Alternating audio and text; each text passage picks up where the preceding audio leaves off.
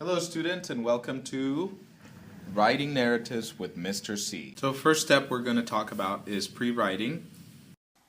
So this is the part where you get to do your brainstorm. Your brainstorm is where you get to think things out, you get to organize your thoughts, your ideas that you have before you begin writing. So when you're going to do a personal narrative for school, you'll be given a narrative writing prompt.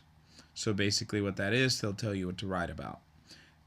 You can find different narrative writing prompts online. I found many. For our example, the one I'm going to do with you is actually tell about something that you're really good at. So what I will do next is that I will web out my ideas. By the way, you can find this web at cielosweebly.com. So what I'll do first is that I'll put my prompt in the very center.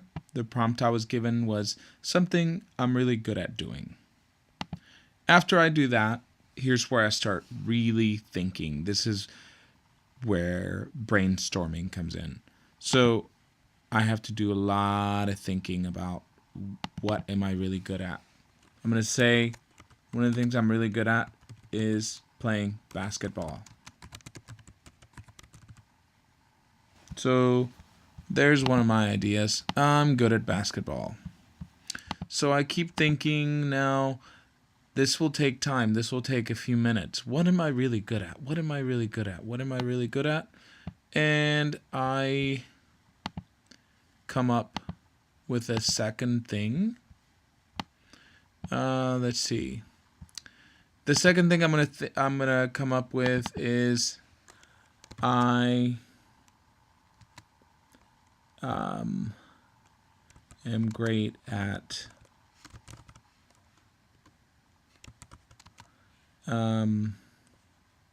washing the car. So I'm great at washing the car. There, I have another idea. So I have to get at least 3 ideas down. So I have choices. The other thing I'm going to think of is I'm really good. Oh, I know. I'm a really good student. Okay. So I'm a really good student. That's another topic I've come up with. And the fourth one, normally I want to have like 3 or 4 or 5. 3 is usually enough, but I'm going to come up with one more. So for the next one, I'm going to say that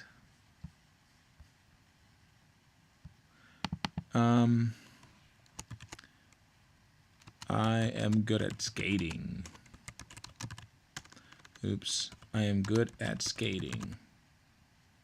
So there is my web. And so from here, the next step is to apply something that I call I love you. So when you apply the I love you method to your ideas that you came up with in your brainstorming, what you're doing is that you're evaluating them. You're making sure that you pick the best one out of all the ideas you came up with. So what you're going to do is you're going to start with I love you. The I stands for, is it interesting or is it something boring?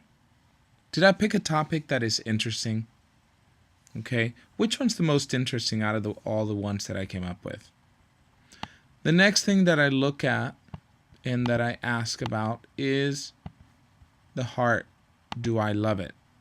Okay, do I love this topic? Does it excite me? Because if it doesn't excite you, it's not going to excite your readers. So you want to make sure that it's something really awesome and exciting, something that makes you excited about writing about it. So, and then finally, you want to look to see if your topic, your idea that you came up with is unique. Is this unique? Or do you think a whole bunch of other people are writing about the same thing? If everybody is writing about the same thing, then it's your idea is not unique, and you want it to be unique. So, I love you. So after applying I love you to my prompt, something I'm really good at doing, this is what I came up with. So I was thinking about being good at basketball, and all I could think of is I play with friends, I practice. It's not very interesting. I don't exactly love it, and it's definitely not unique. So I try the next one. I'm great at washing the car. I couldn't think very much about it. All I could think of is mom pays me. Um, Not very interesting. I'm not in love with that topic, and it's not unique. Then I go over here to I'm good at skating. And so with I'm good at skating, I said, well, I do tricks. Um, I play with friends. Semi interesting, I guess, but the fact of the matter is that I couldn't think of too many things to talk about. So I moved on to I'm a really good student, and here's what I came up with. I said, I'm actually really good at math. Um, I do really well with my homework, and I'm super well behaved. So when I really think about it, I could write a nice paper about this. This is interesting. I do love it because I'm proud of being a good student, and it is it it's unique. Not many kids are probably going to write about being a good student, or they might. Who knows? But it's it's the most interesting one I have, so I'm gonna pick that one. So I'm pretty happy because now I have my topic. I'm a really good student. So now I have to figure out three things I can say about that. So on a new sheet of paper, I'm going to prove that I'm a really good student. You can't just say you're a really good student. You have to be able to defend that, to back it up, to prove it. So you need at least three facts. Tell how you're a really good student. Tell three ways you're a really good student. Don't tell. This is the part where I'm not really ready for the details. I just want to know in what three ways am I a really good student. And so I start thinking about it, and I decide I'm a really good student because I'm really good at math. And so I'm going to put that as my first one. This is going to be my first full paragraph. I'm good at math. And under that, I'm going to give examples or details. So I'm good at math. It's your main idea, and your details are the the and then the rest is your details. So what you want to do is write at least one sentence saying your main idea. I'm good at math. Okay? Say that however you want, but then after that prove it. How are you good at math? So write at least 3 or 4 details telling how you're good at math. So right now I'm going to skip the details. First I want to prove how else am I a really good student. And remember, I can't repeat myself, so I can't talk about math anymore. I'm done with math in that paragraph. So now I need something new. In the new paragraph, I think about how else I'm a really good student, and I decide, hey, you know what? I'm really good with homework. I'm good at homework. So my next main idea is going to be I'm good at homework. And so my job after that is to come up with at least 3 details of how I'm good at homework. Okay? And next up, I need to decide how else am I a really good student. I'm good at homework. I'm good at math. How else am I good at school, at being a student? And I decide that I'm well behaved at school. See, that's totally different from being good at math, and that's totally different from being good at homework. Now I'm going to talk specifically about being well behaved at school. So I will come up with at least 3 details. And now the only thing I have to add, so this is my outline, this is my skeleton, but now what I need to add is something called an introduction. So the introduction, you're going to look at it in a few minutes, the one I came up with. The introduction is when you're introducing your piece of writing, you're telling your readers what you're writing about and what you're going to be talking about. You're not giving them any details. You will in the meat of the composition. All you're doing is saying, here's what I'm writing about, and then you begin. So you will write a paragraph about being good at math, then you will write a paragraph about being good at homework, and then you will write a paragraph talking about how well you behave at school. And at the end, to close it all off, you will write a conclusion. So a conclusion is similar to an introduction. Like in the introduction, you welcomed everybody and you said what you're going to be talking about. In the conclusion, you close it off. You tell your audience that you're done and that you have finished talking about your 3 reasons that you are a good student. Now the next step you're going to work on is your drafting. So now that I have my outline, I can begin writing my first draft. So I put my outline next to my new paper and I begin.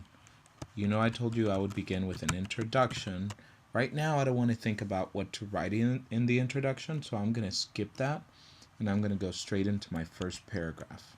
So my first paragraph is going to be, I'm good at math. So I need to figure out how to begin that. I'm not going to just say I'm good at math. I need to make it catchy. I need to make it interesting. So I think I'm going to say I'm an excellent math student.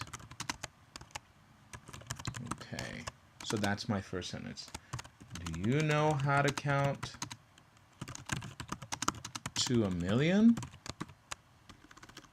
Let me see, to 1,000,000. All right. So there I'm giving details. I'm going to give details about how I'm good at math. I do when the teacher gives me math tests. I'm one of the kids that makes 90s or 100s. I beat most of my class at learning the times tables. So there I wrote a paragraph about being an excellent math student. So I said, I'm an excellent math student. Do you know how to count to 1,000,000? I do. When the teacher gives me math tests, I'm one of the kids that makes 90s or 100s. I beat most of my class at learning the times tables. That makes a first paragraph proving that I'm a really good student. Now I need to give more reasons I'm a really good student. So I'm going to my second paragraph. The second paragraph in my outline says that I need to talk about I'm good at homework. So I'm going to think of how to begin this. I'm going to say I'm a super kid when it comes to turning in homework. So guys, I want you to remember that when you're writing your draft, you don't need to worry about your spelling. If you do your spelling wrong, don't let it stop you. Just write. Later on, you'll get to work on your spelling and your grammar and all that. What you want to do is get your thoughts on paper first. So, I'm a super kid when it comes to turning in homework. I have a special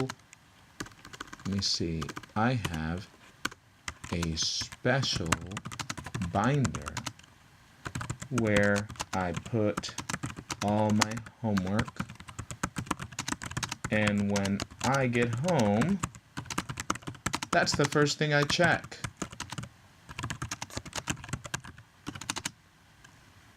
All right, that's the first thing I check. My mom made a special place where I get to work and listen to my music. Even the principal rewards me.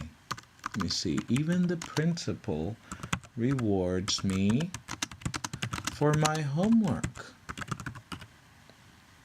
So there is my second paragraph. I'm good at homework. So the next thing I need to do is write how I'm well behaved at school. I'm well behaved at school. So first thing I do is think of how I'm going to begin that. I'm going to say I'm one of the best behaved students in the whole school. All the teachers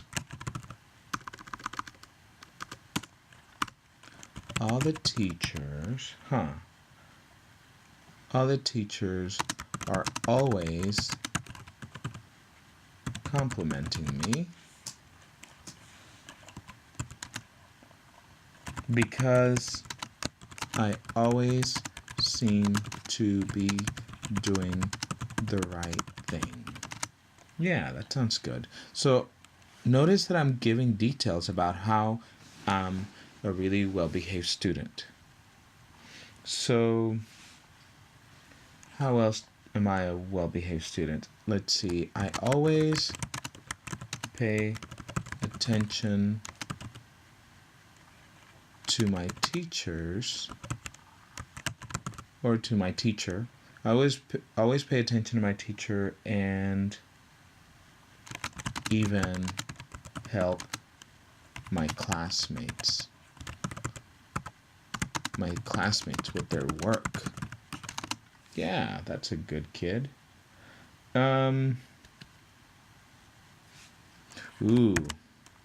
Here's another way to prove that I'm a really well-behaved student. At the assembly last week,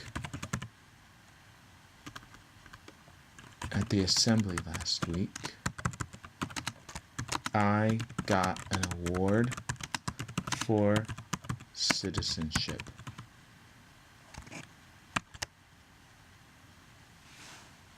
At the assembly last week, I got an award for citizenship. So after I'm done writing that paragraph, in every paragraph, I want to go make sure I reread it, because when I say it out loud, it helps me think about it, and I may be able to find corrections or things to add to it. So I'm one of the best behaved students in the whole school.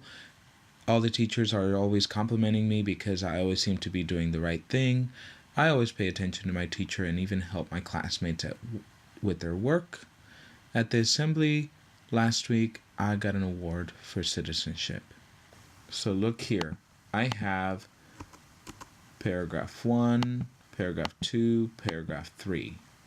And then at the end, I'm going to have a conclusion. Okay? So that is how I make my first draft. Step 3 is going to be your revising. When you revise, what you want to do is that you want to reread everything and you want to check it.